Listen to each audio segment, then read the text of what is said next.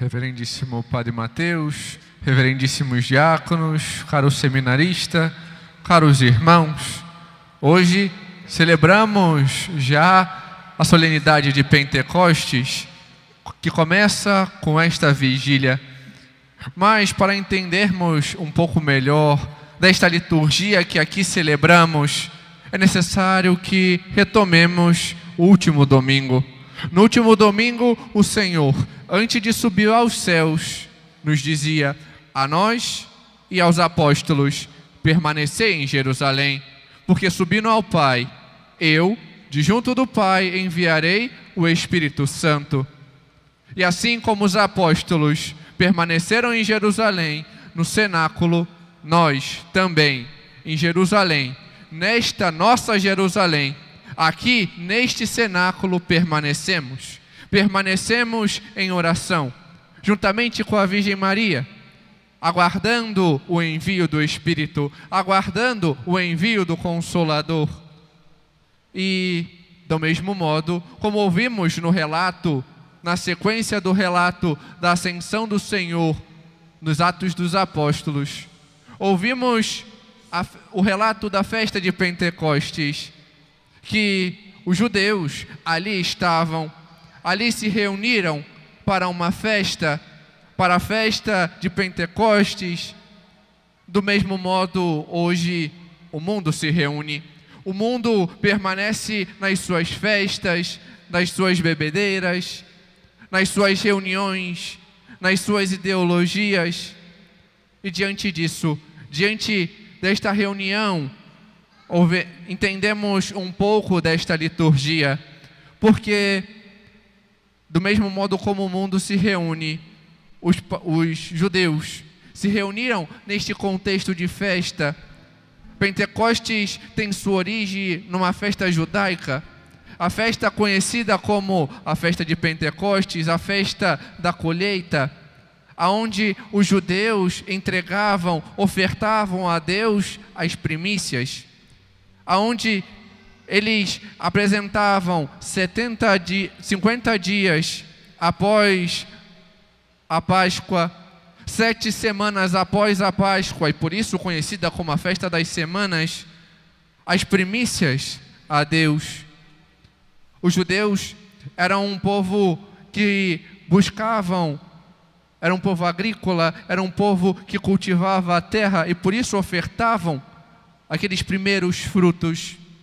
Mas também esta festa remonta à aliança. É a festa de aniversário da aliança. Esta festa, como vemos, faz um paralelo com a vigília pascal. Porque, do mesmo modo como houve a travessia do Mar Vermelho, a Páscoa dos judeus, eles caminhavam durante um tempo até chegar ao Monte Sinai. Este tempo durou 7 semanas. E no Monte Sinai receberam a lei de Deus por meio de Moisés. E por isso a festa de Pentecostes também é a festa que se celebrava o aniversário da aliança no Sinai. É nesse contexto de festa que Deus busca esta renovação. Esta renovação onde Ele nos chama a estar com Ele. A liturgia apresenta estes dois contextos, pois ouvimos a primeira leitura, a leitura do livro do Gênesis, aonde vemos o relato de que os homens, que eram um só povo ainda, depois da criação, os homens eram um único povo, mas estavam inveterados no pecado, permaneciam com sua soberba, e vemos aquilo que é a consequência do pecado, a dispersão. O homem que queria se colocar como Deus se torna disperso pelo mundo. Do mesmo modo, hoje, o homem que busca as suas vontades, os seus quereres, os seus prazeres, vemos as ideologias se multiplicarem e uma se tornar contra a outra. Cada um buscar a sua vontade, o seu querer, buscar a defesa do seu grupinho, E assim vemos essa dispersão.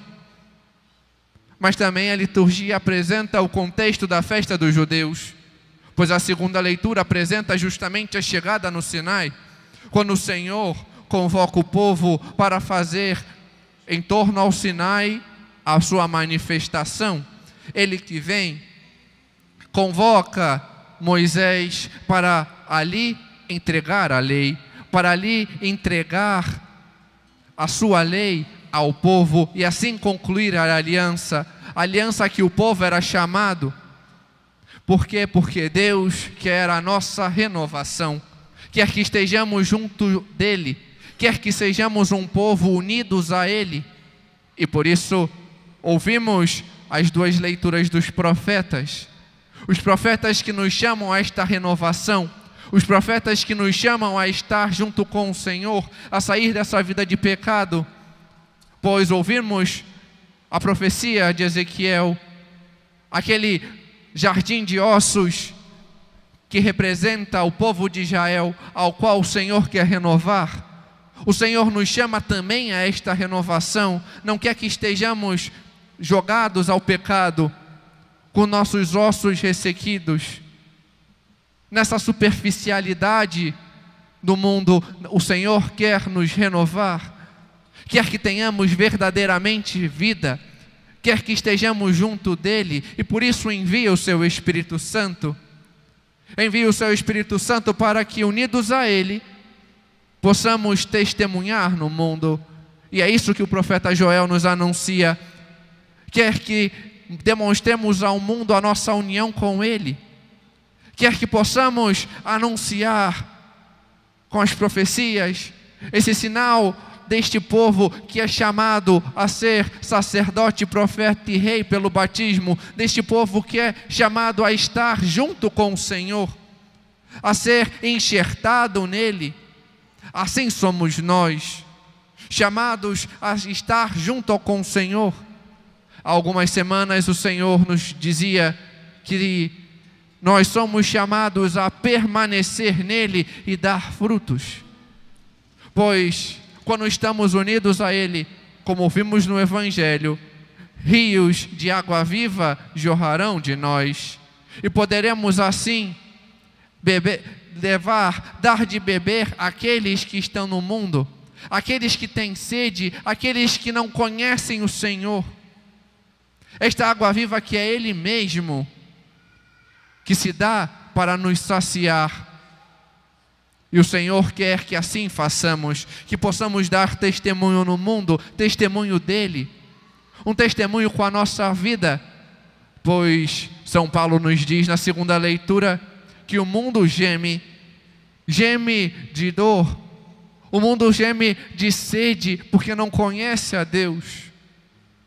Quer conhecer porque fomos feitos para Ele, mas inveterados no pecado, presos, reféns do pecado, o mundo permanece apartado de Deus.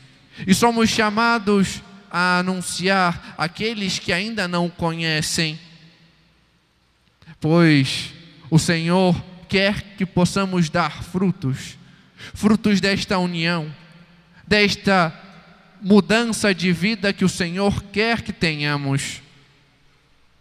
Pois quando o Espírito Santo o Senhor envia sobre nós, Ele quer que tenhamos esta mudança de vida. O Espírito Santo, o amor, ele é difusivo. E o que quero dizer com isso? Que diante da experiência do amor, só podemos devolver, pagar amor com amor. Ao sermos amados, o modo de retribuição é amar.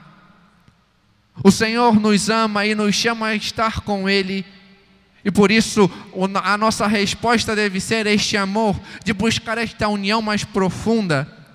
Mas além disso, o amor também, ele é contagiante, ele é transbordante.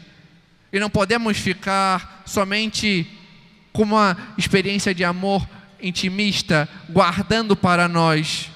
Quando amamos verdadeiramente a Deus, Queremos que outros o amem.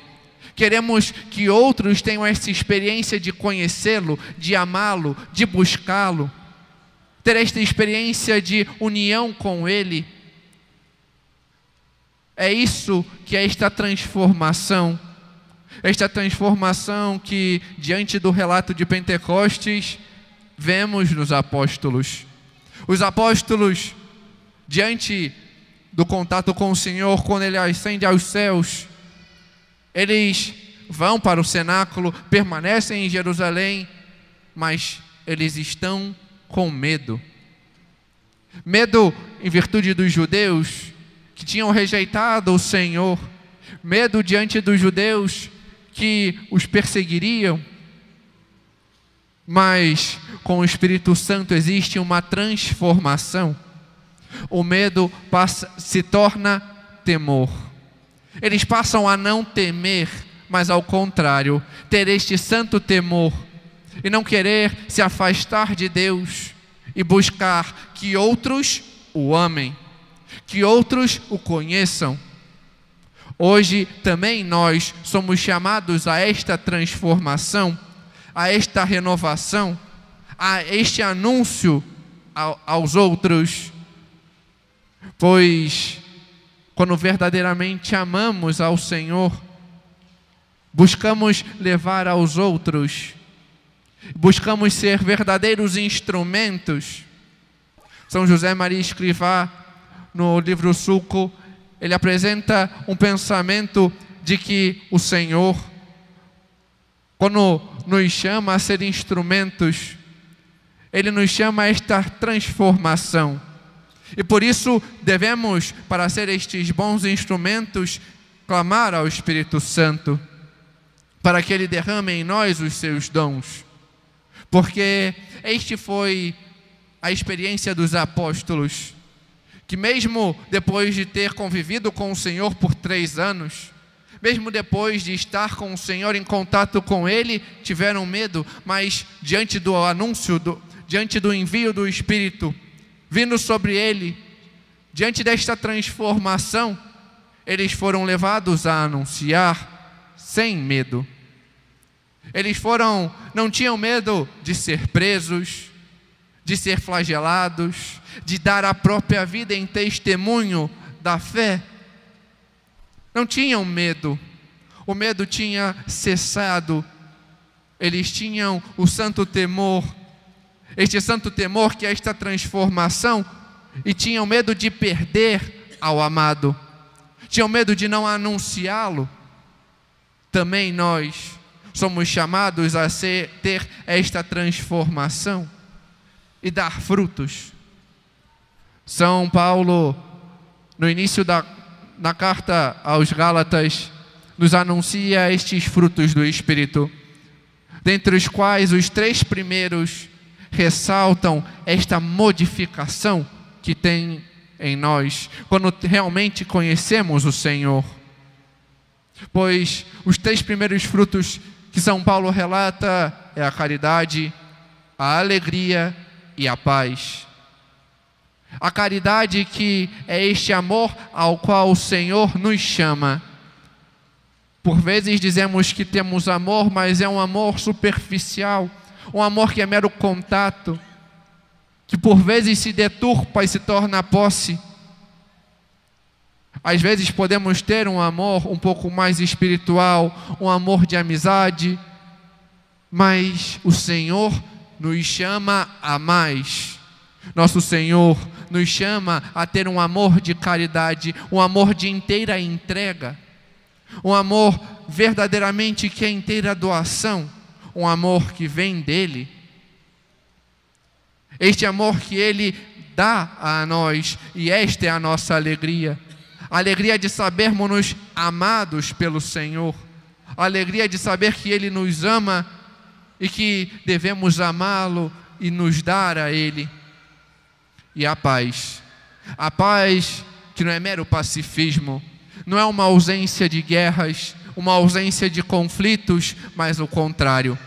Uma paz do qual a pessoa que a tem está disposta a lutar pela paz. lutar para estar com o Senhor, lutar para verdadeiramente estar junto dEle. Esta é a paz dos primeiros cristãos, que, apesar de perseguidos, estavam imersos em Deus e por isso tinham paz. A paz dos apóstolos, que apesar de perseguidos e mortos, tinham a paz de saber que estavam imersos no Senhor. Estes frutos, dentre todos, era abundante na Virgem Maria. Ela verdadeiramente amava ao Senhor e sabia-se amada por Ele, e por isso ela exclama no seu cântico que exulta meu espírito em Deus. Ela tinha verdadeira paz. Estava no Calvário com o Senhor, com o coração sofrido, mas imersa nele. Estava inteiramente junto ao Senhor e no cenáculo aguardava junto aos apóstolos a vinda do Espírito. Que ela interceda por nós, para que possamos verdadeiramente estarmos unidos a Cristo, estarmos verdadeiramente enxertados nele e assim poder anunciar aonde Ele quer que o anunciemos. Glória ao Pai, e ao Filho, e ao Espírito Santo. Como era no princípio, agora e sempre. Amém.